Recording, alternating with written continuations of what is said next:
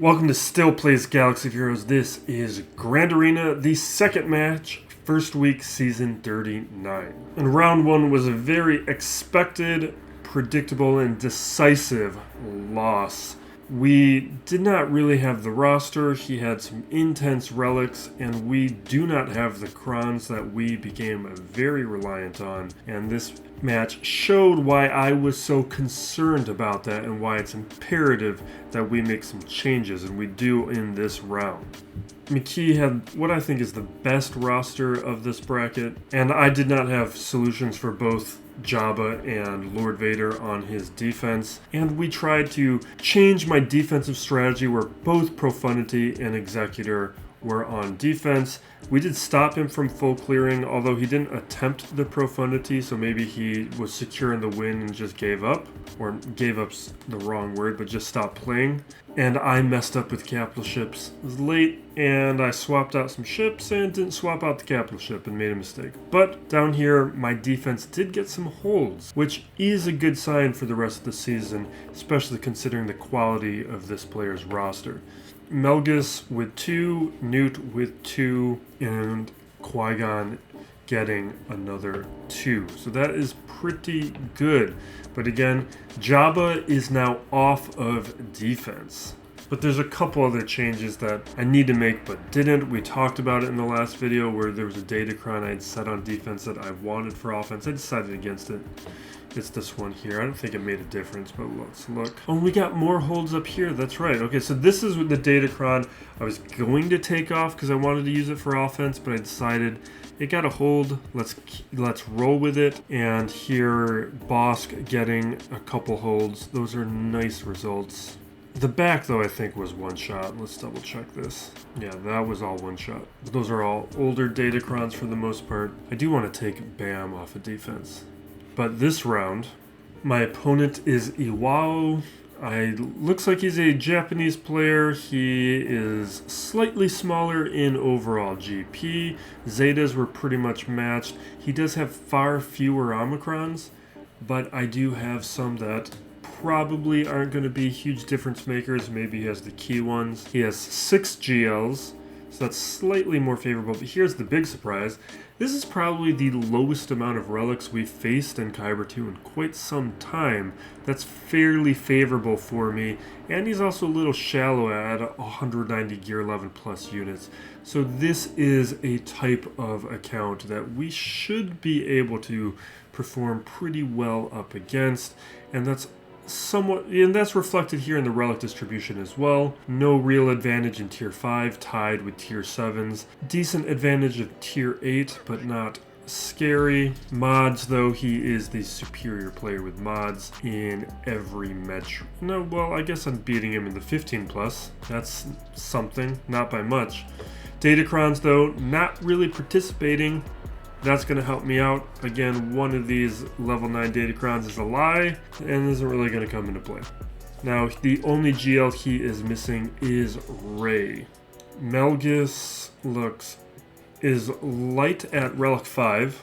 His Starkiller's light at Relic 5 as well. And his Wampa at Relic 3. No Amis on Savage and Traya, so we are now seeing another several data points that suggest I have a good shot this round. Relic 5 on Maul. This is starting to make me wonder who his Relic 8s are. We'll look at that when we take a look at his speeds, because his GLs probably, we'll take a second look. A lot of his GLs are, which is expected, but that's a lot of Relic 8s for having some characters that I would probably take higher if I were to prioritize that a little bit more. And he's got a 4-star Profundity. I'm liking this more and more, because we do need to win this in order to stay in Kyber 2. We'll be knocked down to Kyber 3 with a loss. With the hotbot information, take a look at this. His undersized are very close to me. That might be one of the players who's been closest to me. And then his clears are pretty good. So this is a legit player. This is some serious stuff. We got to be careful. There's not going to be a lot of wiggle room, especially because my defense got weaker. But we'll talk about that more in a moment. And here's the side-by-side matchup on several of these key characters. Alright, let's get into it. Looking at the quality of his modding, there's a few more of his higher relics, Yoda, Padmes. Okay. Alright, let's do this by speed. With his 300 plus speed characters, he's pretty good here. He's looking good. His last one is Chupio, and that's 34 characters to my 26 to get you an idea of how we match up. So excellent modding on his end. Now for some of the changes that we made, nothing here. The datacrons we put on right away, this is mostly the same, but hopefully a couple of those teams get holds again. Now Jabba went to offense. I have replaced him with CLS with the Chupio Cron. That maybe that's going to cost me because I might need it for offense, but we needed to throw something down that was good. We'll see what that does. It's not a datacron that was going to beat a GL in 3v3, so I'm less concerned about it. Finn Zori moving defense. This is the one that needs to change Maul here, because I need Beskar Mando for offense to pair with Fennec. The problem is the Fennec Grief Mando teams, those can't beat Maul with Lord Vader. They can beat Lord Vader and Thrawn. So I'm not going to need him for this match, but I would have needed it last match, and maybe the next one. So I'm going to want to change up that team so that I have different options. Now with my opponent, he is doing a good job of applying his datacrons, although it looks like he has forgot the current set, because all the dark side datacrons are the ones that are gone. But with these teams, Raddus, CLS, Fifth Brother, Grand Inquisitor, Starkiller, we'll probably approach this with Traya here. We'll come up with something. Savage Solo. What was I doing with Raddus? Jedi Knight Revan? Was that my solution? I should check an old video. I don't think it was Jedi Knight Revan. What was I doing? Oh, I was using Mando, which I can't use this round. And then we got Malgus, a weaker Malgus, so my gas should be fine. Fennec hopefully will handle this. We're going to give it a shot. And then we have Jabba, which JMK is just going to have to be the counter unless these datacrons can help out. Maul and Qui-Gon, which will probably be just Grand Inquisitor.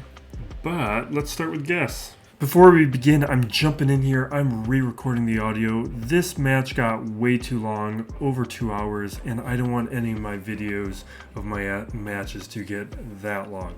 There's some good banter in here, but we'll see if I can recreate some of it. Otherwise, we're going to get to the footage, but we'll be playing it at 1.5 speed. So we begin here with the Malgus match. This, you can see, is already an easier one with HK-47 and Sith Marauder. I do think the Malgus defensive squad should be utilizing Darth Revan and Bastila Shan, partly because to retain Malgus for solos and offense, but usually the Darth Revan Bastila versions are the ones that I struggle the most against, at least with this counter. The ones with Malak, I think I have a pretty good success rate up against. It's really that synergy that Darth Revan and Fallen have that causes the most problems. And you see with this version, I don't know if they're a good defensive squad at all. We don't really have any issues, and we just kind of move through this one, maybe not quickly, but very efficiently. We do have the Tenacity Up Datacron, which is giving them a little bit of stacking protection, although we're not going to trigger the Tenacity Up all that often in this match. And one of the things that will be happening here as we go through this is I'm going to be playing very arrogantly. I'm playing with the assumption that I am going to get a full clear, and he is not going to full clear me. So I try and very stubbornly not to use my good squads. I try to shift into relying into some weaker counters, into doing a lot of testing. And that's going to turn into a problem. Well, you'll see that unfold throughout this. But I refer to these kinds of matches as a tin cup match. if you are familiar with the Kevin Costner classic Tin Cup, where he very stubbornly at the end of the Masters just keeps going for a strategy that ends up costing him a chance at winning. And my stubbornness will show itself at certain points. Okay, now here we've got Lord Vader, Qui-Gon, and Jabba still here as well. This is why I've adjusted my play so that I have options up against Lord Vader and Jabba, because now with the datacrons that have changed, that's going to be pretty critical. We can attempt Fennec here because there is no Maul. My Beskar Mando is on defense and he's needed for the Maul versions, so I'm going to be making that adjustment in the future as well. It's a little risky because there is that datacron there. I believe it's the protection up datacron. We'll see it in action here. Yeah, he's got the protection up datacron. And that does make it significantly more difficult. Not impossible, but I do need to make some changes. I would like higher relics on Grief, and I do need to tweak some mods, particularly on Fennec.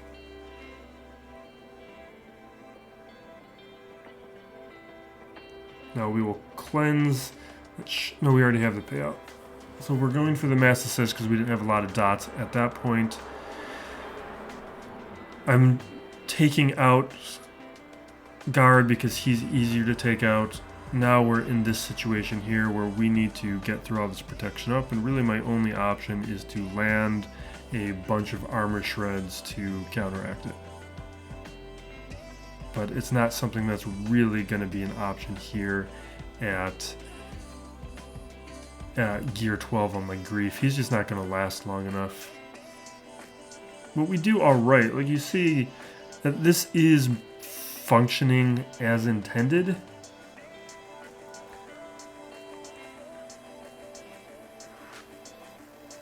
But we just can't survive the dots at this level.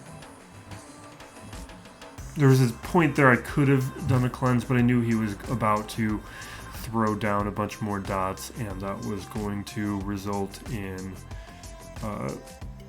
me not having the cleanse available. Maybe I should have done it anyway.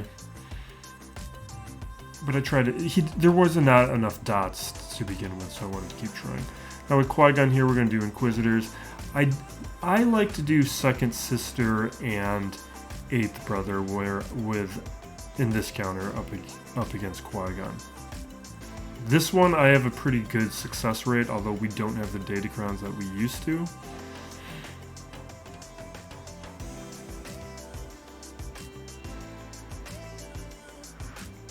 But we do have an unaligned Force user datacron that we can pair with them.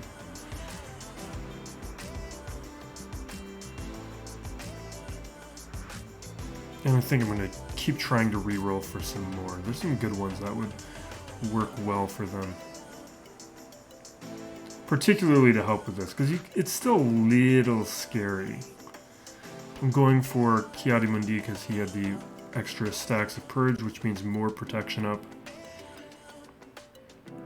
Because of a large amount of stacks, I knew I'd get a stun, so I went to lock down that stun instead of taking out or going after Anakin. And then eighth brother takes him out with the second special.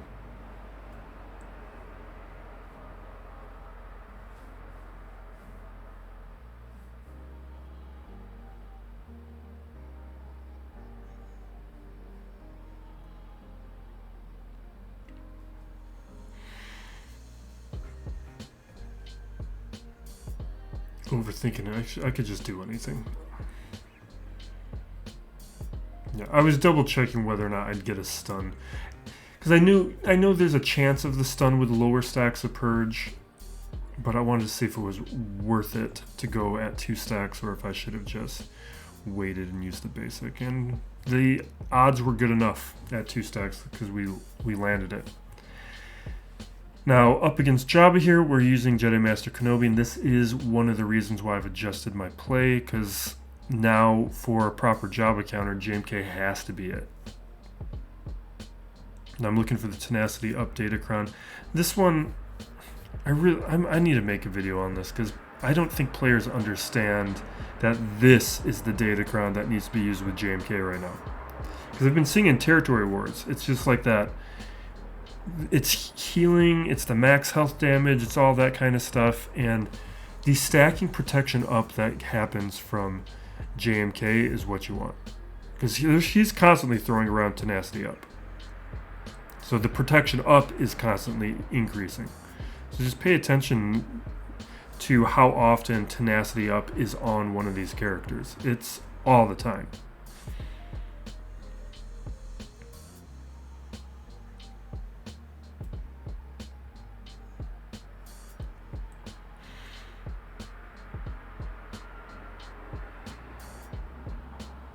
Now, we lose Cat.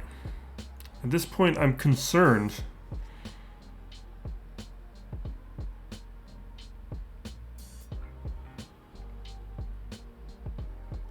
and that we're not going to be able to win, but we can at least get rid of Bosch. Because really, we need to have Cat in order to land the armor shreds in order for this to work. But we've at least put myself into a situation where I can clean it up. But my opponent did definitely help me out by not setting down as many GLs as he could have.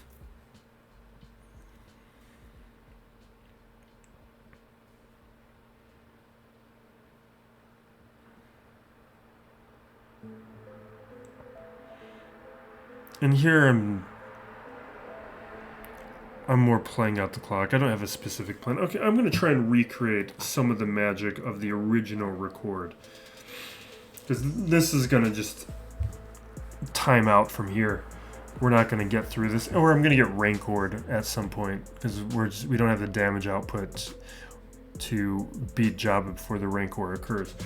But I have finished Tales of the Jedi and Bad Batch Season 2. With Bad Batch Season 2, it's definitely better than Bad Batch Season 1. And part of the reason why it is April before I completed either of those series is because I think both of those series started off with some really weak episodes. Like Bad Batch, the second 2/3 of it, the second half, really strong. There's a couple episodes within there that I don't like and that are fairly weak. But overall, I like a number of the episodes. They're very strong episodes. And the same thing was going on with Tales of the Jedi, where I had watched it when it was originally released. I watched the Ahsoka, like Child Ahsoka episode. I watched the first, the Dooku episode. And I think I am going to get a little spoilery here. As I talk about this, not too much up front.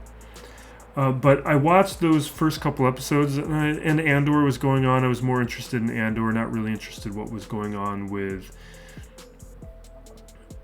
the Tales of the Jedi. Just didn't capture me, so I gave up watching it.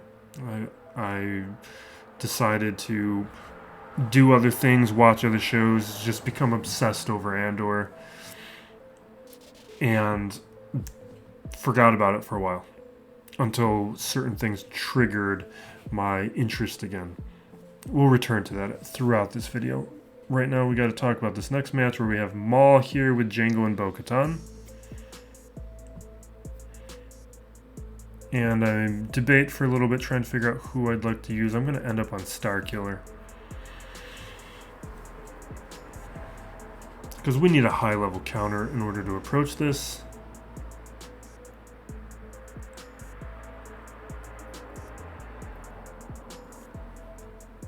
Now that one I should have, I'm about to use that Datacron, but I should have saved it, I think. Because I'm going to want that Datacron later, and I didn't really need it in this match.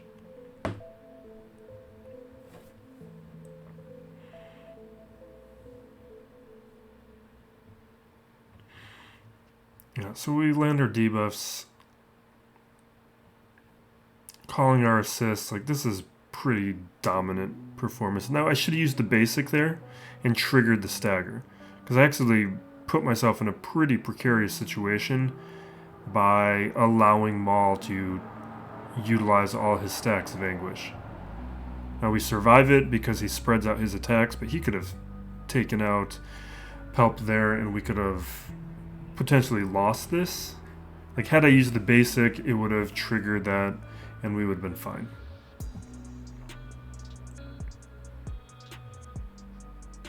And now I can... I went for the basic, I didn't heal? Okay. Yeah, I could have healed up and got another banner. I think I was being paranoid. You can see so far, kind of playing out as expected. We took a shot with Fennec, didn't get it because of the protection up. We can clean it up now with JML. There's... In 3v3, I didn't want to take any chances. Especially because of the protection up Datacron. That makes it significantly harder. And now I'm trying to find some stats to pair with them. We'll use the max health damage, but that's not really going to do too much up against Lord Vader.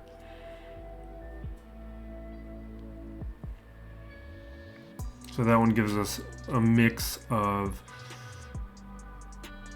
Yes, we get potency. What do I decide on? I think I go for... Yeah, I probably land there. That's pretty good. Because that's giving me a mix of everything. And that's probably where... Yeah, that's exactly where I landed. Gives me a little bit more tenacity, gives me more survivability, and it gives me more potency for the debuffs. It's just an all-around help. And there is me confirming that what I thought was going on is going on. And so that makes it, that's part of the reason why it was so important for me to have somebody who can dispel on basic. So all the assists can be getting rid of that protection up.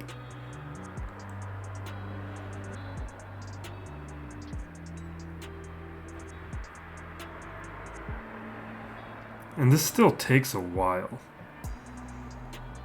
Like, I'm both happy and not happy to see this Datacron back, because at least when we were dealing with it before,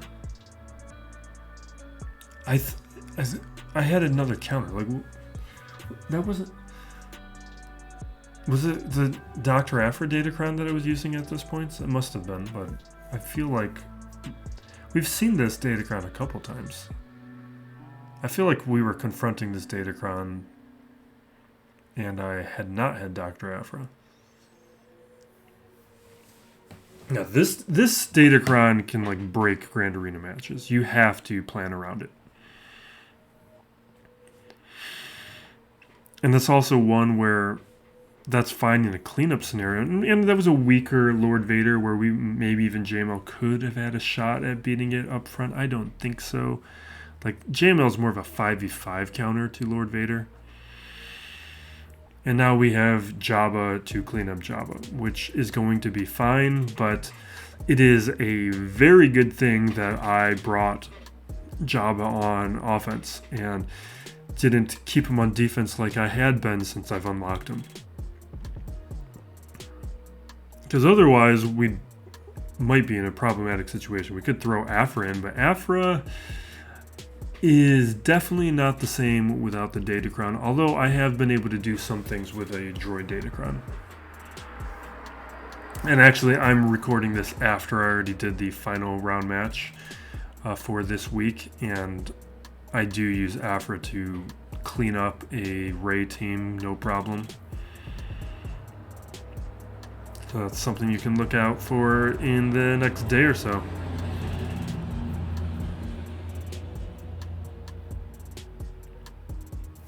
But here, this is a safe win at this point because I'm the one with Bosch.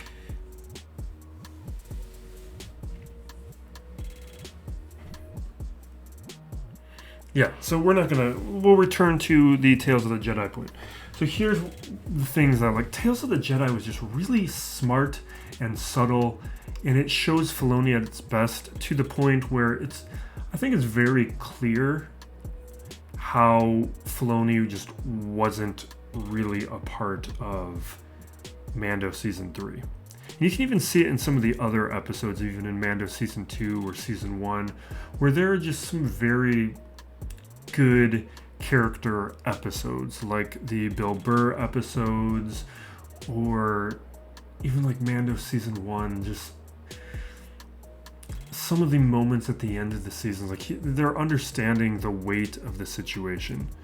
And it's one of the things that's most glaring about Season 3, where it's just like one of the points I've made about it is it's a show that seems uninterested in telling its own story. It's so heavily focused on plot and skipping the story, where things that should matter, like the Darksaber being handed off, or the Darksaber being destroyed, or Bo-Katan and Mando interacting, they're just not telling that story. It's just kind of being glossed over, and they're moving over to the next major beat. And you watch Tales of the Jedi, and I'm just like, the episode I liked the most was, and this is where we get a little spoilery, it's the Dooku Yaddle episode, but really it's the beginning of that episode where Dooku is looking at this tree. And the episode begins with Dooku talking to Qui-Gon. And then there's a jump forward in time, and a conversation is happening where it starts in media res, where you don't know exactly what is being discussed. And over the course of the scene, you're like, oh, you understand when that scene is taking place, where it's after Qui-Gon has died. And the weight of it all falls into place, where you understand that Dooku's contemplating how his actions help result in the death of Qui-Gon, where he shares in that guilt, and that becomes a little clearer later in the episode with Palpatine and Yaddle. And it's just a very subtle episode which trusts the audience to understand the context of it all. This is an easy counter. We're not even going to talk about this. We're going to stay on the point I'm making. And it's a thing where one of the things I was hoping to see in that episode actually was when Yaddle dies. I almost hoped that we were going to see the Kyber crystal get corrupted, and we see Dooku's saber turn red. We don't get that moment, and I don't think it's necessary, but I was expecting to see it. But that's a really great episode. And the next episode after that was also fantastic. The episode where it's Ahsoka training the entire time, going up against the clones. You see how hard of a teacher and mentor that Anakin was. And it kind of just seems like, okay, what's going on with this episode? And it kind of just seems almost like filler. And then it all builds up to that final moment, which goes back to the final season of Clone Wars, where it's just before Ahsoka and Rex face the clones. And then all of this weight, all of that like context from that previous series falls into place, and you understand what's going on, where all that training culminates into. And it's just this fantastic moment. It's a fantastic episode. And it's just, that's what Filoni can do when Filoni's at his best. And it's why I'm excited for Ahsoka, and I still trust him. It was an episode that, it again reminded me that like Filoni knows what he's doing when he's engaged, and it does sound like he was very not a part of season 3 of Mando. And I've talked about this in previous episodes, but I also think that Favreau was a little disinterested in the series, because I don't think it was the story that Favreau wanted to tell. I don't think he wants to do the lore stories. Okay, so here, this is where I didn't make a mistake. I didn't use the datacron that I would have wanted to put on Savage, because I had already used it. I want that stacking offense, because you need that stacking offense to have a better shot up against CLS gear, because this CLS is really well mounted. This is an extremely fast CLS, and you can see without the stacking offense how I just never get a chance to take him out, because Savage on his own is not that much of an attacker, even though he has the attacker tag. He's much more of a tank, and the damage output's not where it needs to be, so we can never really outpace CLS recovery here. Whereas if we had the Datacron with the stacking effects of offense from having buffs, which he's going to be having constantly from his Zeta and from the Omicron, this would be a pretty solid match. Actually, you'll see it in the next round where I do use it successfully because it... Hold on a second. The cat was scratching things she should not be scratching.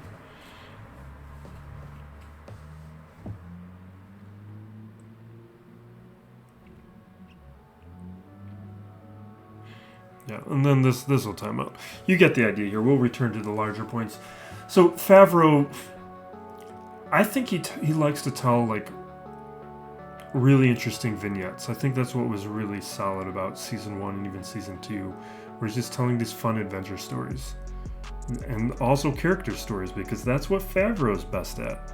But then he gets tasked to tell this lore story where they're telling these major beats, and I think lore is something Filoni's much more interested in telling. So Favreau has been tasked to tell a lore story that is more Filoni's interest, and Favreau is just hitting the beats. He's hitting the plot points. It's this much more like utilitarian kind of task, and I think the season suffers from it. I want to focus though on how good Tales of Jedi is. Like, I really loved it.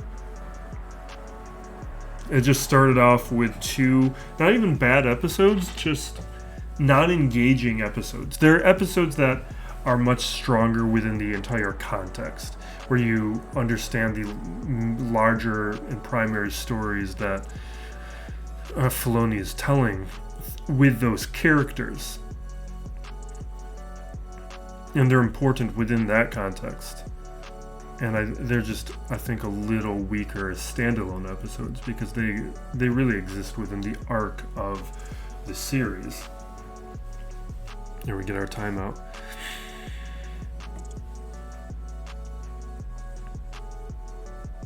Alright, then where are we at? So we're in a situation now to clean up a CLS, which isn't a huge deal. Like, Chupio's gone, there's no Chupiocron.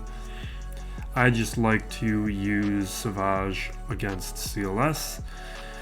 And I also took him up to Relic 6 and wanted to know if that would be sufficient to deal with him. And it's clearly not. At least not without the Datacron. Which I do have. Now, this is where we start to go off the rails. And this match starts taking an excessive amount of time. And part of that is because of the testing that I'm going to do. Because the testing is not going to go well. So spoiler alert for the testing that we do. I could have chose different matches, but some of those were known quantities. And where I could have beat some teams with the testing, but I wanted to learn some new results. First we have the Starkiller team, where Starkiller does deserve a strong counter, so we may still have a serious counter here. I don't recall what I decide to use though. Did I use like Aphra?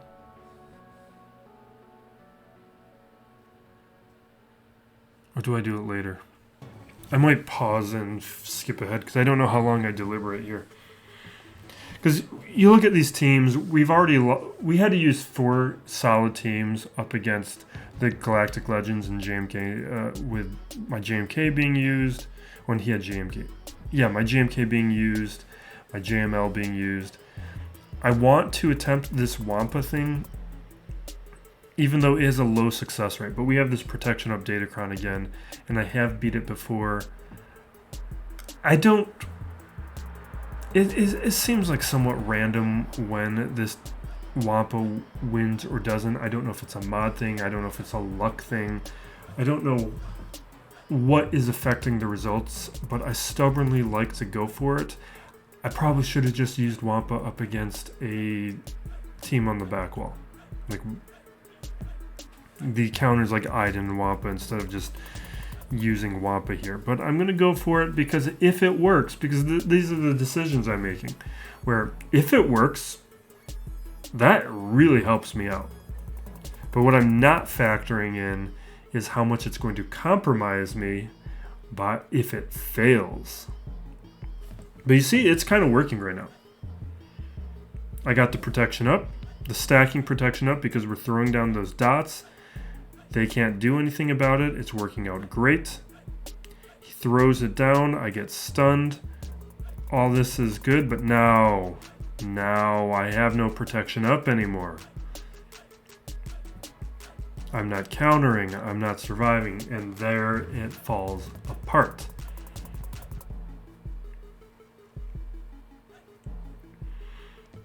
And we still have to clean up a CLS. And we have some other teams. Now, one of the issues here is Traya is really one of the better counters. I don't want to use it. I do have the Swolo Datacron. I'm hoping the Swolo Datacron is going to allow me to counter Raddus without having to use some other teams. Because if this is a counter that works, then I'm in a much better situation. Now, JTR does work with BB-8 and R2. I don't have a relic BB-8. That's something for Ray players.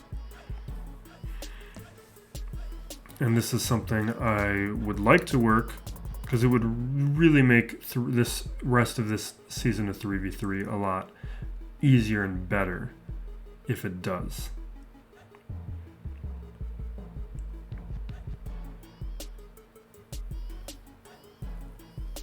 Now, my original thought here is like, let's just burn through Raddus. But he is such a problem to take out. I'm going to switch to Cassian and try and get rid of a body. We can ignore protection, but you see it only took out half of his health. Trying to land a stun on him. And now we lost R2. And I probably should have targeted Cassian there. Now they've gotten their download or upload or whatever it is. I've got healing immunity on. I'm just hoping that they stay focused on him long enough where the healing immunity comes off. Because once the healing immunity is gone, then we're kind of okay. We're kind of back to normal. It's just surviving long enough. So this is kind of working, but you see that I'm still overly focused on Raddus, and I don't think that's the way I should be approaching this. It's just, I know if I take out Cassian, then they'll just bring him back. Jin will just bring Cassian back. So I kind of stay focused here and nothing happens. I think in the final 2 minutes here, though, I change my approach.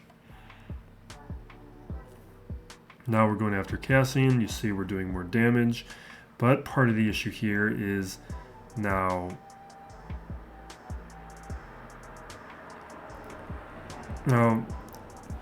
my solo is locked under stun most of the time.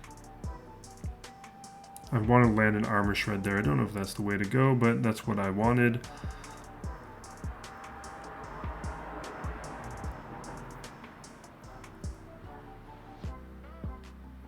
But you can see there might be that Datacron with stacking health. I don't think or stacking offense where they're starting to do some meaningful damage up against me.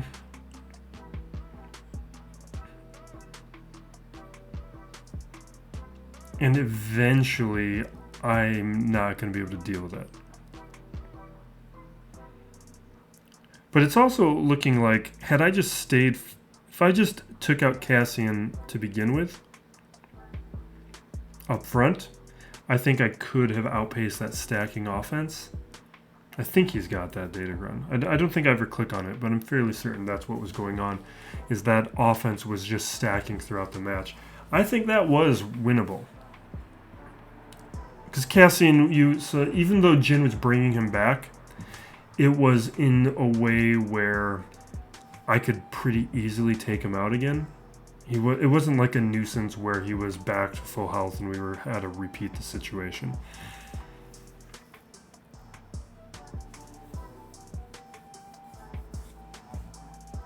Now, fifth brother here, this is not a big deal. I'm just checking his speeds to make sure that my troopers are going to get out ahead of him.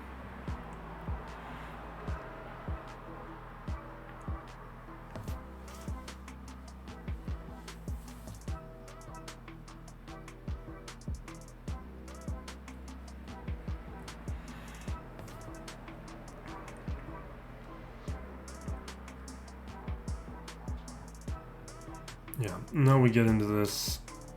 Piet's gonna go first. Seventh sister is who I consider to be the bigger threat here. She's assisting all the time. She throws foresight out. She heals. She lands ability block. And once she's gone, I think they're much easier to deal with. And I think this is a weird combo of characters. Now, second sister does take out my Veers, but my Veers was gear 11.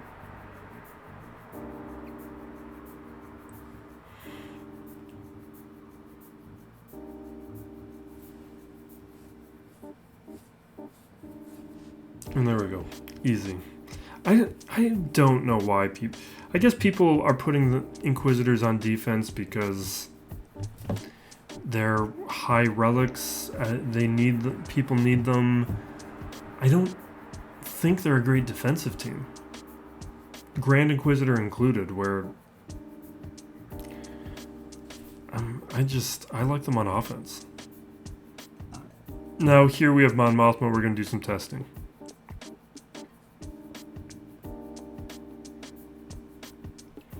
It is a gear 12 Cardoon where I feel like I got a shot. And the other thing here is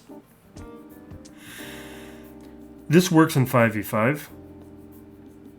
In 3v3 though, we have fewer Tuskens, which means a little less momentum. Means there's less stuns. And it's kind of a time bomb here with Kyle Katarn, because once he gets Jedi Knight, it's a whole lot easier to deal with him. Or a whole lot harder to deal with him.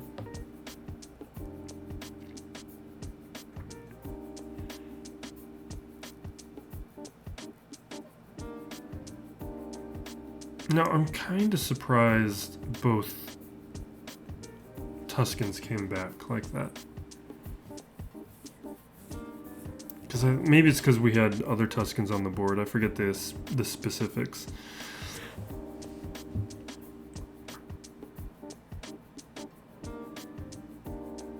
Because it's if you don't take out the Tuskens at the same time, then they return, and they did take them out at the same time. But it must be because I had other Tuskens. Now you can see we're not landing a lot of stuns. That's part of the problem. Because this is a whole lot easier if we are getting stuns. And now we've lost Warrior. And without Warrior, we don't have a damage dealer. And now I quit.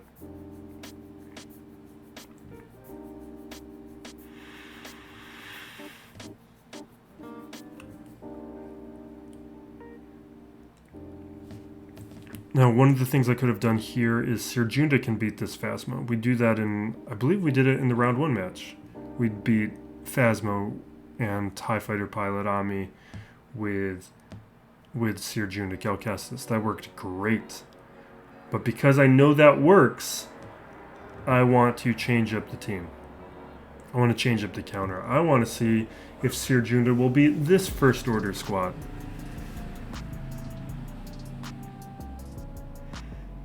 And this, you can see, is not an ideal situation. One problem is we don't have a stun, or not a stun, we don't have a cleanse. Not a cleanse. We don't have a dispel. And that means the taunt we can never really get around. The one nice thing is this team is very tanky. So it can take some hits, and you can see that it's going all right, but they're also prioritizing Cere Junda. So even though she can take a pounding, she's getting weaker and now we've lost her.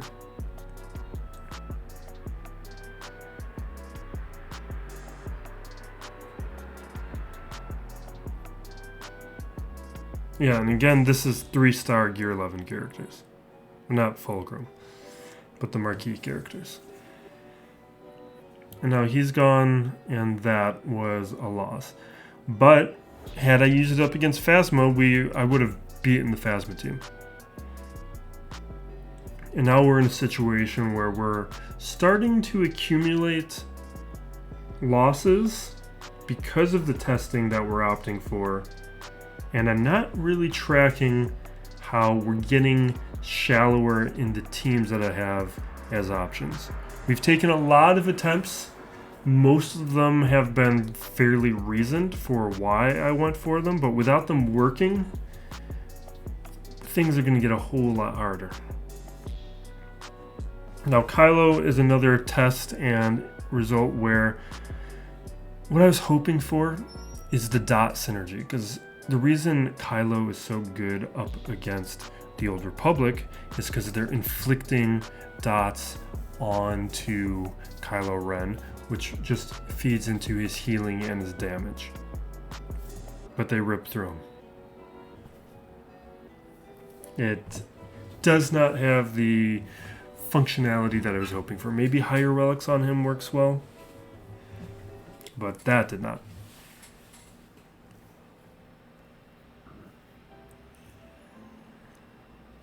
I was kind of surprised how quick they beat him.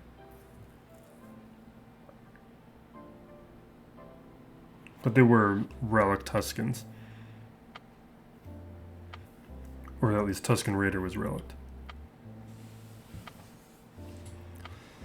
And now we do have some solid teams, but the issue here is these solid teams that I have, well, I have to figure out which counters to use. Now, his Starkiller is his best option.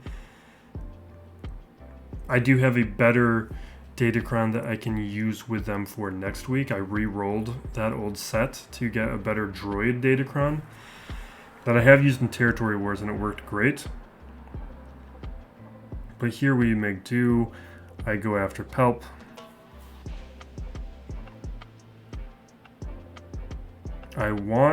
What do I do? The smart thing would be to just make sure we take him out. Do I do it?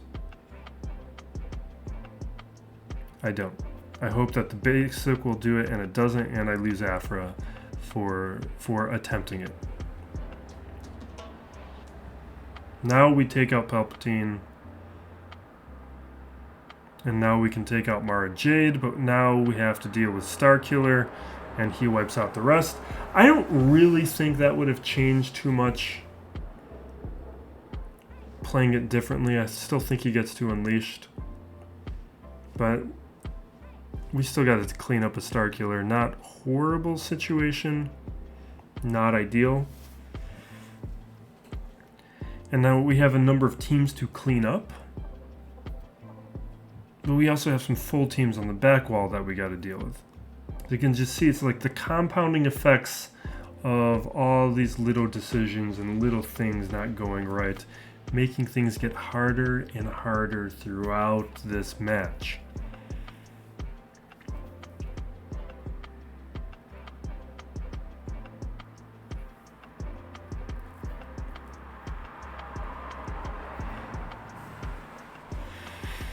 So we have this Raddus to clean up. I don't even remember what I do.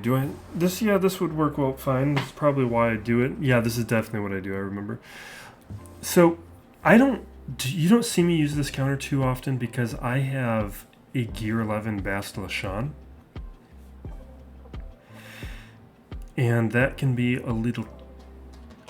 The Bastila Shan gives Yoda offense up, and that offense up is pretty important to making this stuff work. It's part of the reason why they're paired up a lot together and why a lot of counters that utilize Bastila Shan in Yoda, that's what's going on.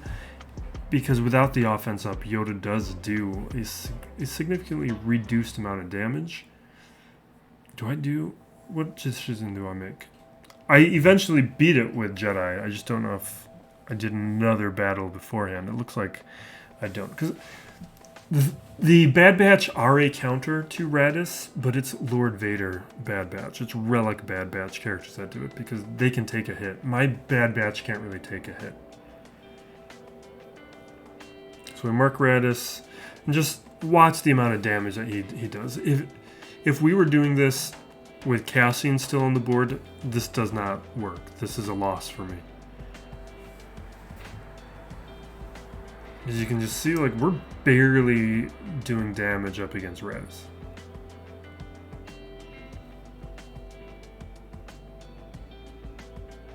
And the amount of recovery that he has is a major pain that's difficult to outpace.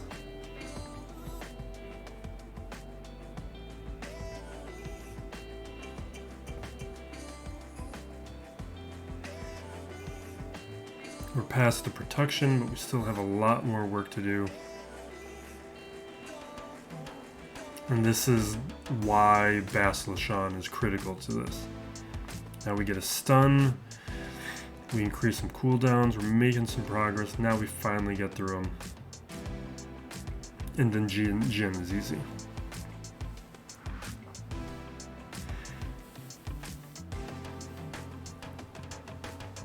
And it looks like we're making progress, but still, a lot of good teams left, and I'm getting thin.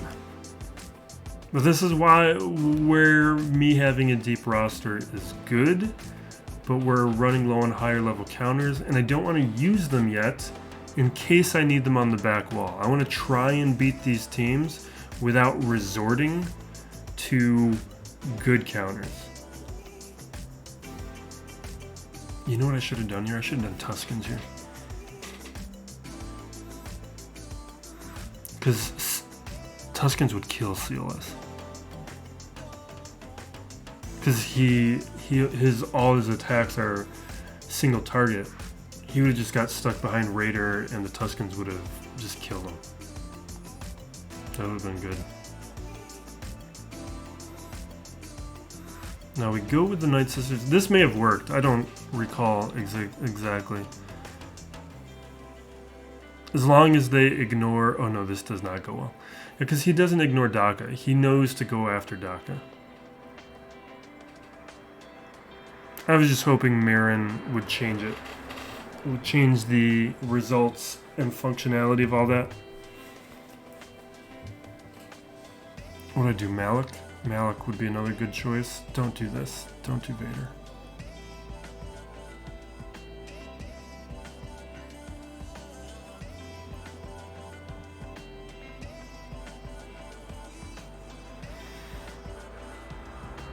Shaak Ti is another weird... Are we really doing Shaak Ti? Okay, fine. I think that is what I did.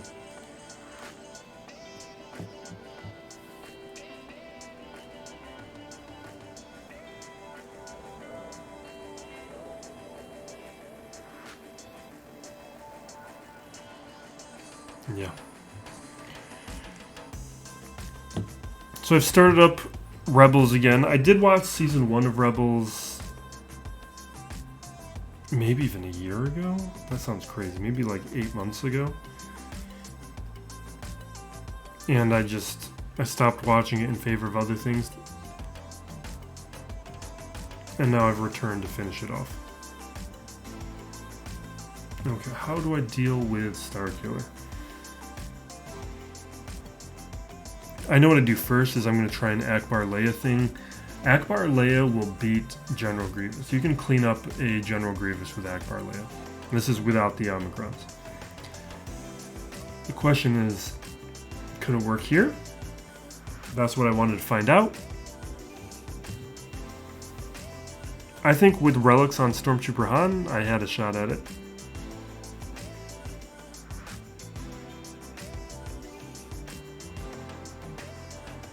Because here we get into stealth. Because Leia is really nice for cleanups. She does a decent job with a number of them. But Ackbar's gone now. Now we lose Han. I get my free move. I attack. We get through the protection up. It's looking good. She dodged. She keeps going. Here's where we lose. because he dispelled. And with that dispel, we're out of the open and we're no longer getting free attacks. Like if we were still under stealth and I would have stealth, got the boost in stats and attacked, that would have been a win. And that's why I feel like if I had relics on a few of those characters, it would have worked. But I don't.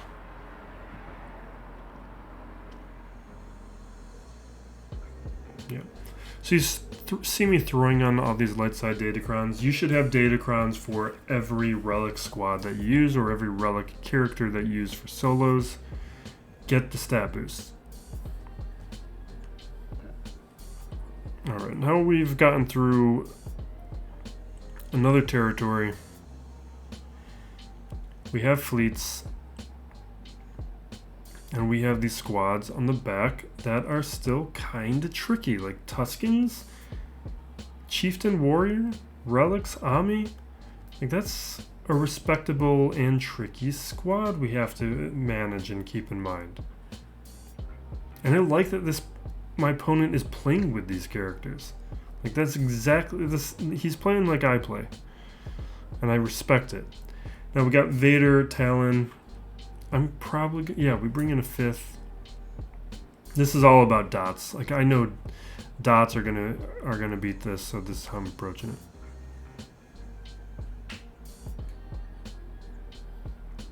But what does become clear while we do this match is you'll see what I was hoping for and what I was thinking about this match prior to going into it was that the dots would just keep stacking on the raiders, which is not what happens here. Because it's not that the raiders are coming back to life, which is how I was thinking about it in my head. And you'll see it in a moment here. What we have with the raiders is a situation where they are dying and being replaced by another raider. Because you see, when they die, the dots are gone. And now that I've realized this, or I realize it right here's when I realize it. Now what that means is my only way to win this is with Talon. I need these AoEs. So I need to be increasing her stacks of Loyal Hand so that as a damage dealer, she can take them out with that AoE. So now I want to keep these Tuskens alive, just get them down low in health.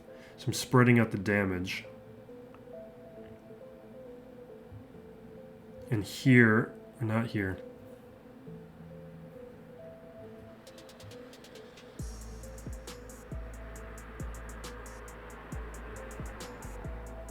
Yeah, I don't know why that happened. I remember being surprised in the moment too. It must be a situation where if you take out the other Tusken, but that's not how it's supposed to work. Maybe I'll need to reread the Omicron, but I don't think that's how it's supposed to work.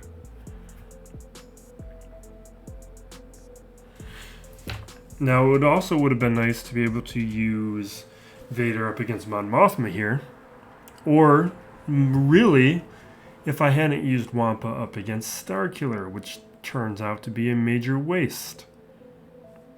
Because the odds of Wampa beating Starkiller are pretty low. It's like a 30% win rate. It's not at a point where it's worth the risk. I'm just stubborn.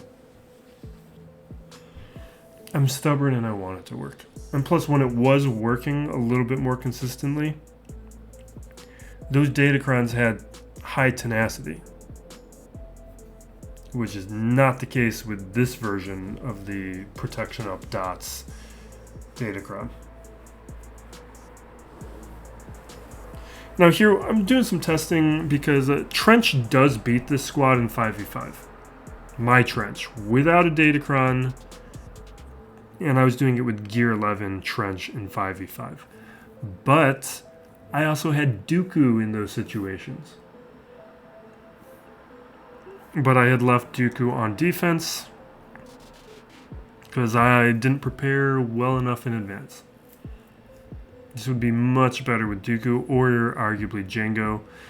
But you can see it kind of working. The problem is And the reason why this doesn't, I don't think it's going to work well in 3v3 at all, is the weapons tech I usually have on Ventress, because I have the shield tech over on Dooku, because Jango I leave with my Maul, and that means I could prevent these revives because Ventress would be taking out the revives. Or Dooku, Ventress.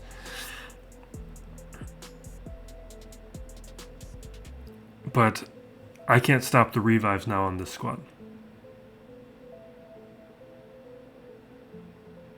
So now my only real chance, and I think I realize it like right now, my only chance is if I can stack enough damage onto Ventress. So now I'm going to be very focused on Cara Dune and see, okay, can I just take her out enough times where I can start doing damage, like try to like have some kind of Talzin lead synergy here under Mon Mothma, which very clearly is not a possibility.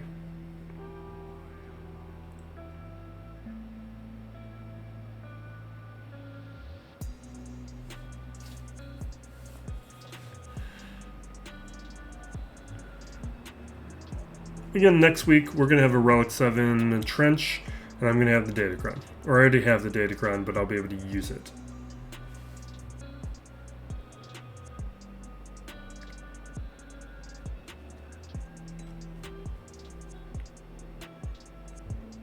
Trench isn't a character I'm going to mind at Relic 7. You know, I wonder if CG ever thinks, like, to be careful with some of the Datacrons. Because one of the things it's doing is incentivizing us taking a character like Trench to high relics. Because I don't mind taking Trench to high relics, even though he is debatably, arguably not a great character. But it's because I fully expect at some point Trench will be required at high relics for something, so me doing it now is not a big deal. Kind of like Scion of Jango, I wouldn't really have an issue taking him to high relics, because at some point CG is going to make him a requirement for something. And the more CG throws Datacrons on a character, we're preemptively gearing instead of CG maybe encouraging some spending later on. Because it kind of decreases their ability to make revenue off of certain characters. Especially for whales who like chase after this stuff a little bit more, where they're able to. Whales go after this at a time where they're spending less. It's a lot easier to do this when it's other moments. Okay, so Bad Batch here. This is another situation where if I had relics on them, it's a win. But you need Lord Vader level Bad Batch to do things like that.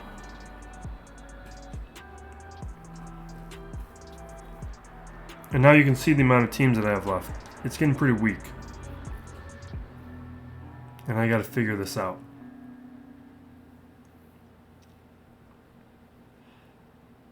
Now, I remember how I beat this team. I just don't know if I do it yet. I think I want to save it. I'm going to use something else here. You can see, like, I've got Bounty Hunters. I've got a Moff Gideon. I've got a second.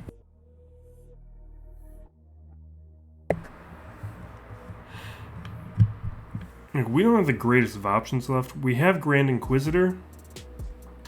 But Grand Inquisitor is like good for one win. But I don't want to use up that win up against a team that I could beat otherwise. So this is what we're like trying to muddle through. Is beat these teams with weak stuff so that I know I don't get trapped. Because I've been trapped before. There's been situations like where I used up all my good counters and suddenly I've got nothing left to take out an Admiral Raddus, and I've been prevented from wins on an Admiral Raddus, because you can paint yourself into a corner with some of these choices. You can see that the thermal thing almost worked. Gear 12, maybe it's enough. Relics, definitely that's a win. And so maybe with the raid, that stuff becomes a little easier.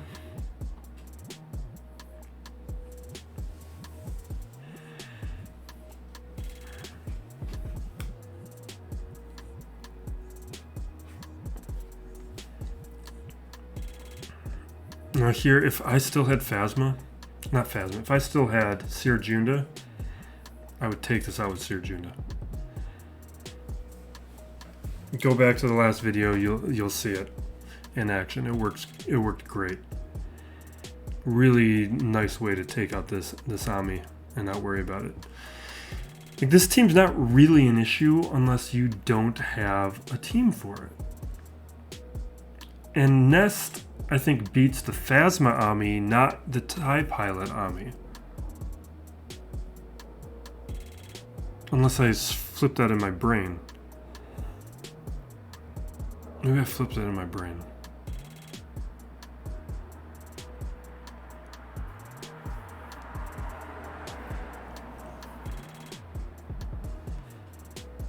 I'm going to attempt sortie. So this is a little risky, though. Thing is, sortie, if you have relics on your sortie, there's a lot of things that she can do.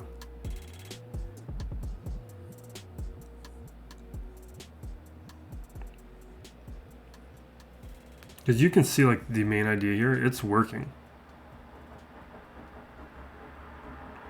The problem is, once spare parts get triggered, once I lose one of these guys, their damage output just craters and I can't do anything.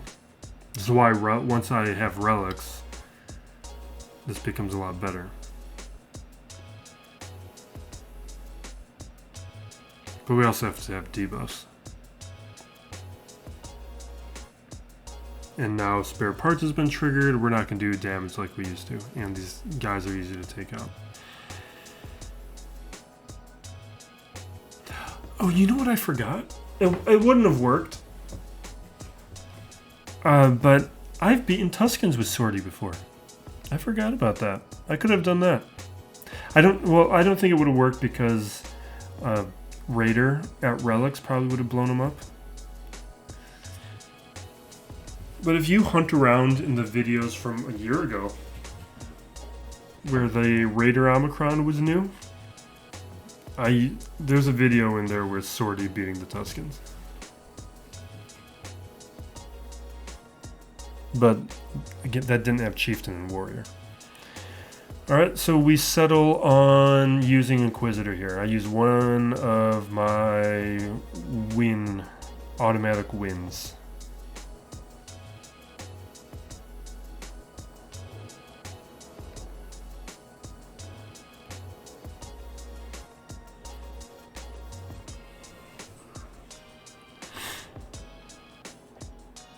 Does it become abundantly clear that I had no other way through Mon Mothma?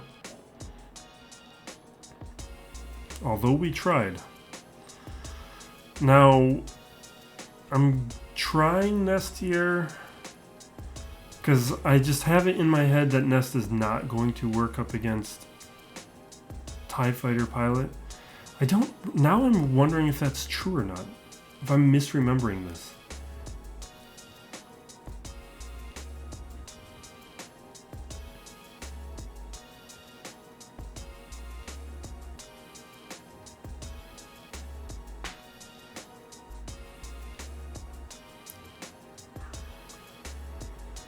But he wipes me out.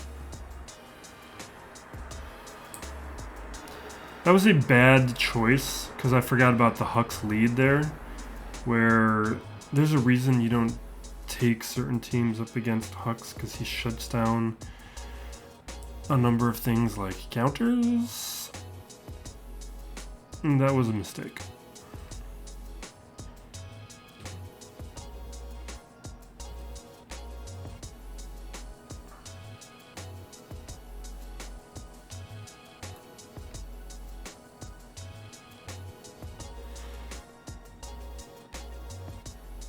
Oh yeah, this worked out great. I was kind of impressed at how effective this was.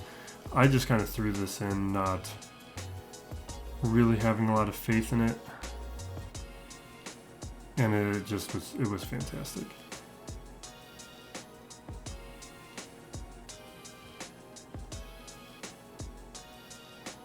It was just kind of crushed in a way I was not prepared for. I'm kind of glad I'm rewatching this because I kind of forgot about how good this was.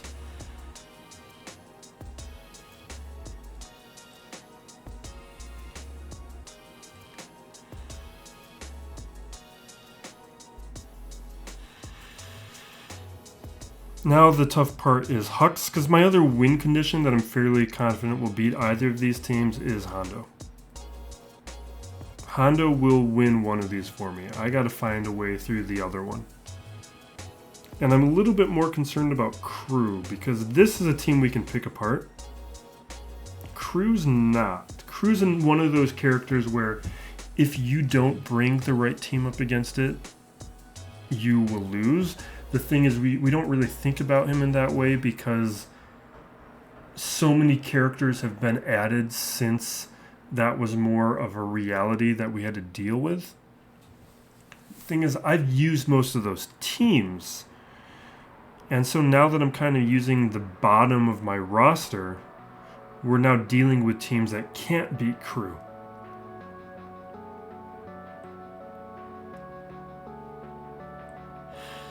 Now I'm just checking the stun stuff because there are certain teams that Hondo will lose to. And I'm fairly certain he can beat Kylo Ren, but I'm not 100% on it.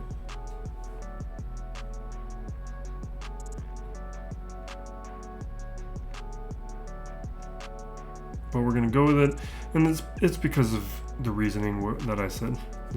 What I ultimately decide on is there will be other ways. We'll find a way to get through Hux. I'm not finding a way to get through Kylo.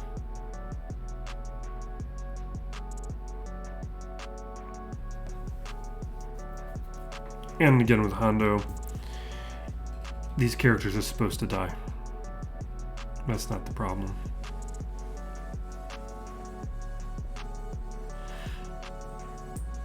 This is why I love Hondo. Hondo is just great. We're going to capture Kylo Ren unmasked again.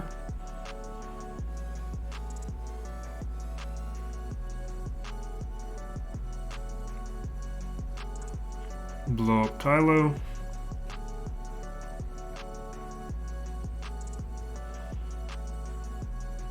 And we're good.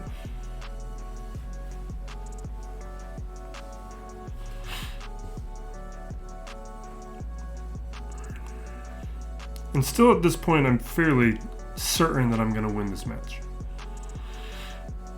Because my attitude is one of, if I full clear, I win.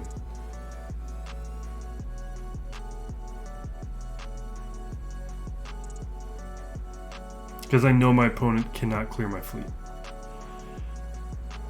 But we have to find a way through Hux.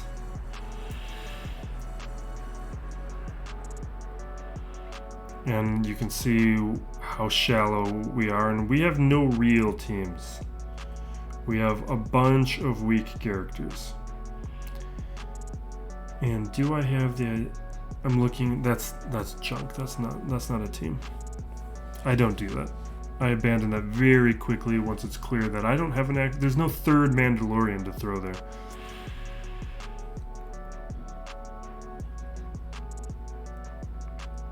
So we go with Thrawn, Moff Gideon, and Tarkin. Which for some weak characters left kind of worked great. I'm going for Hux even though I know I'm going to trigger the AoE from Sith Trooper. It's just because once Hux is gone, the team's no longer a threat.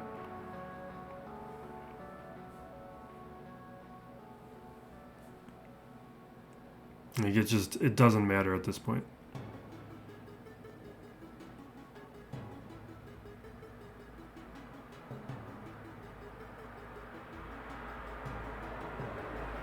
why do I keep going? Yeah, okay. So now we land a fracture on Sith Trooper.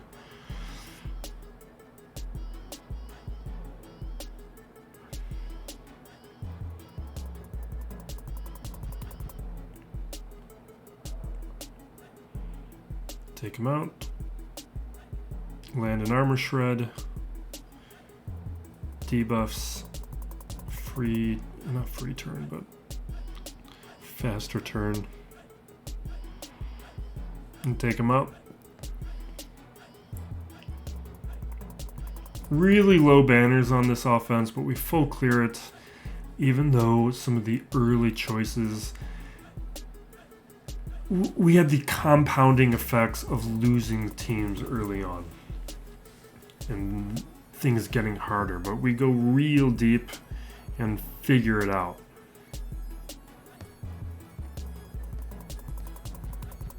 And now here, with this defense, it's like, okay, as long as Scythe beats this, we win.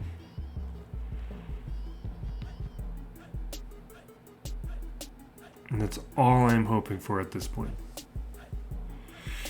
And it looks like we're saving like an hour off this video. Not an hour, well, no. We'll save like a half hour on this video. Because I still have to tack on some things before and after this record, but...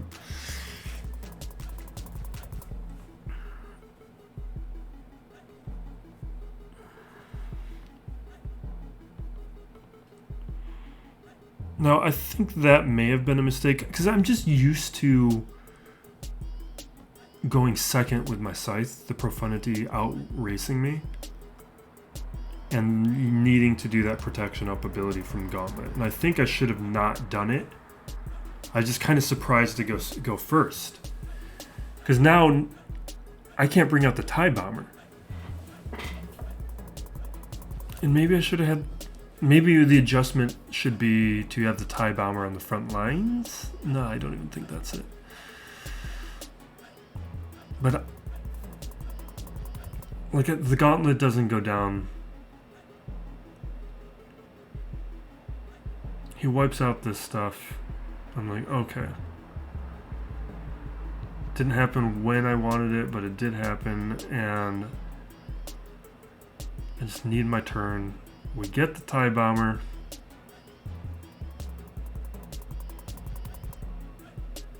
He lands dazed though, and he's already to the ultimate. And I'm gonna play it out, but it doesn't matter at this point.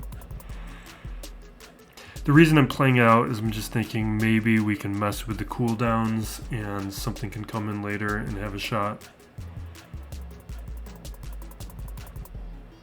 But this went horribly for me. And I think I have like... I don't love this counter. I like it. It works good. But it's only like... I feel like in Fleet Arena it's like an 80% win rate for me. Maybe I need to increase some relics. Do some other things. But it's not... It's not consistent enough. It's why I've resisted... approaching this strategy in Grand Arena of putting both Executor and Profundity on defense, because it adds an RNG component to my offense that I'm not comfortable with. Right now we're just sacrificing, we're burning a fleet so that Malevolence can take this out. But really one of the issues that we have here is he played this exactly the same as me. He put both the Profundity and Executor on defense. Like if it's just one of them, I don't know, maybe we have a shot. But I made some adjustments after this match because of this, because this is going to be fine. Like we'll take out the Executor using the 2-hit method. This is very effective, very reliable. This is a type of counter that I'm completely happy with. Because who cares if it takes 2 shots as long as your opponent doesn't clear you. You can be inefficient if your opponent can't full clear.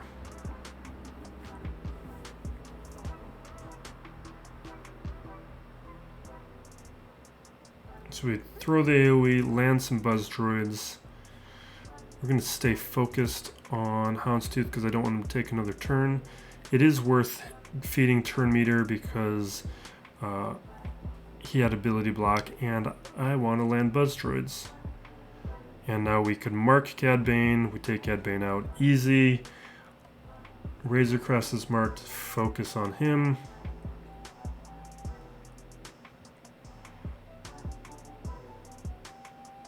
Now I'm debating whether or not to do the AoE because my concern was I needed to have an open slot for the Ebon Hawk, and I didn't want to risk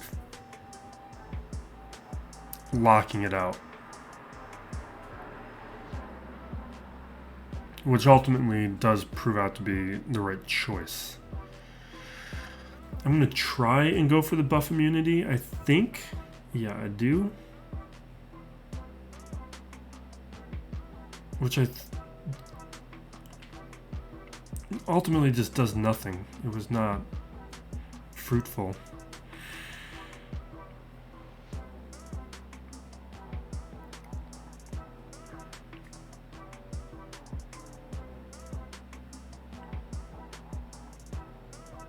Take out, oh, we don't get the assist. Ultimate from the Malevolence, and now we can just rip it apart. We're done.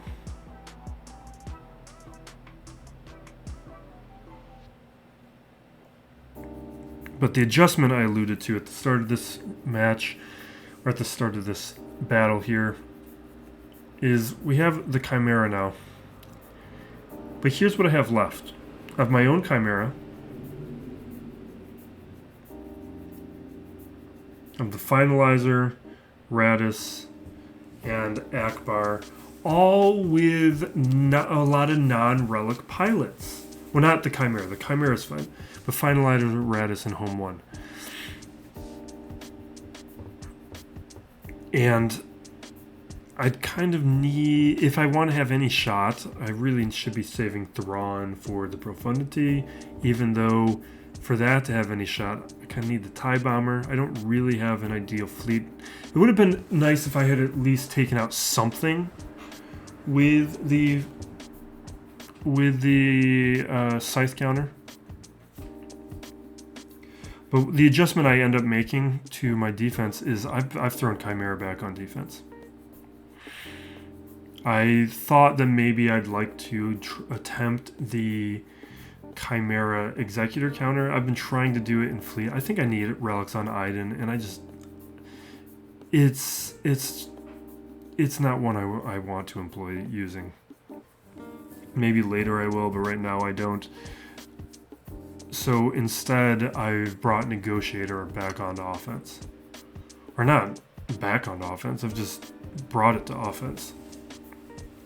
Because I need another higher level counter. Because you can see here with my Finalizer, because I don't have SLKR and because I don't have relics on these pilots, we just don't do that much.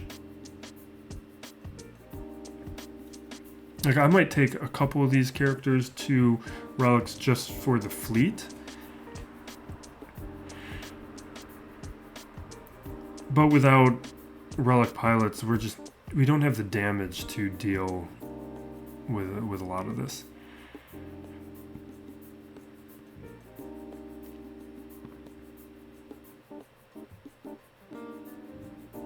And now we're going to attempt the Raddus or Raven's Claw. Raven's Claw I like a little bit more in these scenarios, but the problem is the TIE Bomber's there. And the TIE Bomber, well, one, I'm hoping its AoE's on cooldown. Because the TIE Bomber will shut down a Rebel fleet.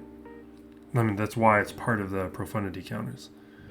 And unfortunately, I was wrong. It was not on cooldown. So I'm going to go and try and heal up because we can't get assists right now anyway. Pistons down.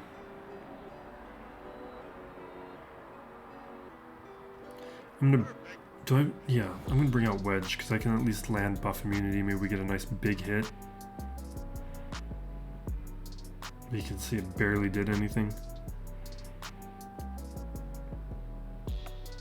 Now this fleet's falling apart.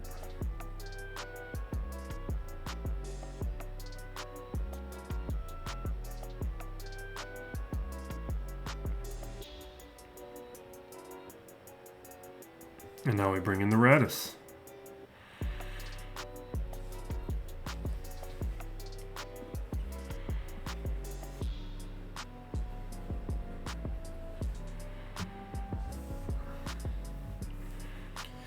But this is also a problematic fleet up against the Chimera. Because, one, like the TIE Interceptors come out, it dispelled all the deflector shield.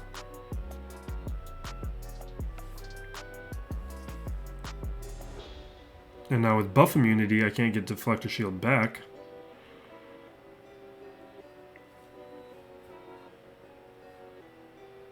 And again, this is why the Negotiator has been brought to offense.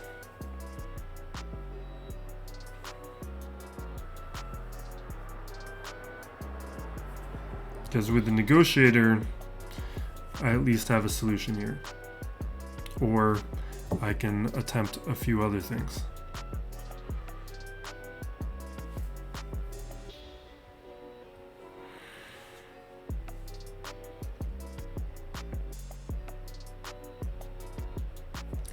Because of the lost deflector shield early on, we just didn't have a shot at bringing out the ultimate on the Raddus.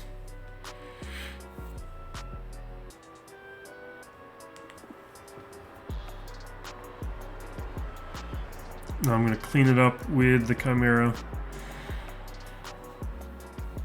But you know what? Maybe I should have just thrown it up against the Profundity to see what would happen. But I wanted to beat the fleet.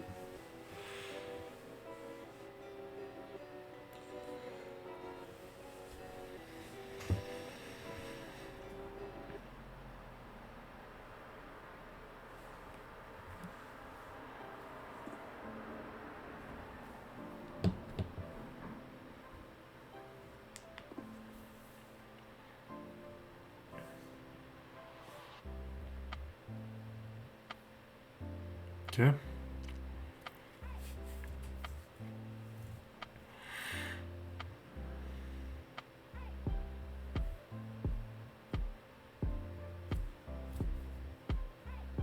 And there we go. So we'll tag on the results to this. I've already recorded that earlier today. So this video will be ending. And here we have a loss, and one that is partially of my own making. Because a lot of my play was under the belief and assumption that my opponent was not going to full clear me, which turned out to be correct, but it was also predicated on me beating him, which I failed to do. Or rather, me full clearing him. My defense did help out in some places. Let's show you some of the teams that I got holds. Up front here, down at the bottom, he needed 2 attempts up against the Chupio-Kron. This has been a very solid defensive performer, and I haven't really needed it on offense. In round 1, it got a hold as well. And in round 3, a little tease for the next match, got some holds too. Top territory, though, just going down very easily. No real solid defensive squats here, but these 2 teams at the top did get holds in round 1. In the back territory, we do get a little bit more help with Padme, but not enough teams getting holds to make a difference, really. He did have the bulk of his GLs for offense. With Fleet, does not even attempt an attack on the Profundity.